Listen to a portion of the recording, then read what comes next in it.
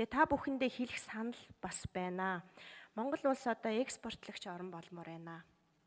Одоо бид нар мал аж ахуй, хөдөө аж ахуйтай холбоотой бүтээгдэхүүнүүдээ экспортлдог болмоор байна. Мах болон сүүн бүтээгдэхүүнүүд.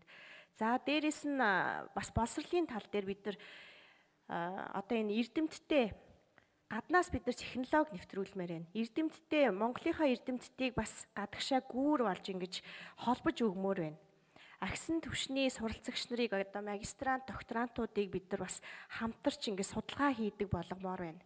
За дээрээс нь монголч эрдэмтэд гэж бас байдаг. Олон улсад монгол судлалаар ингэ судалгаа хийж идэг хүмүүс байдаг. Энэ хүмүүсийг бас бид нар дэмжмээр байна.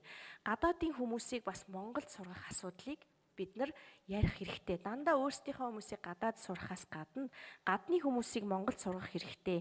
Энэ тал дээр бас ажилласаа гэж хүсэж байна. За мөн энэ Их Британи, Умард Ирландын нэгдсэн вант улсад суух одоо элчин сайдад санал болгогдож байгаа. Инх сүхэд хандаж хэлэхэд миний би Монгол Британийн парламентын бүлгийн даргаар ажилладаг.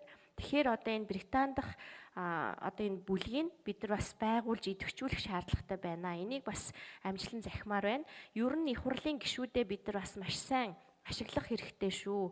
Гадаад харилцаа бол мэдээж хүн хоорондын харилцаан дээр бас нэлээд тогтдог. Тийм учраас энэ парламентын гишүүдээ, парламентын бүлгүүдээ нэлээд сайн ашиглаасаа гэж хүсэж байна. Тэгээд түрүү бас Тэмүүлэн гишүүн хэлж ийн гүйцэтгэлээр нь бид нар үнэлэх хэрэгтэй. Хэр хэмжээний хөрөнгө оруулалт татсан, хэр хэмжээний экспортыг бий болгосон, хэр хэмжээний жуулчдыг татсан, хэр хэмжээний боловсролын хамтын ажиллагааг бий болгосон, төсөл хөтөлбөрүүд татсан юм бэ гэх мэтчлэн энэ гүйцэтгэлийн үнэлгээг илүү сайжруулж ингэж жил болгон тэрийг үнэлж дүгнэдэг, бас холбогдох байнгын хооронд нь танилцуулдаг болох юм бол бас их зөв юм болов уу гэж бодож байгаа. За тэгээд одоо та бүхэнд амжилт хүсье.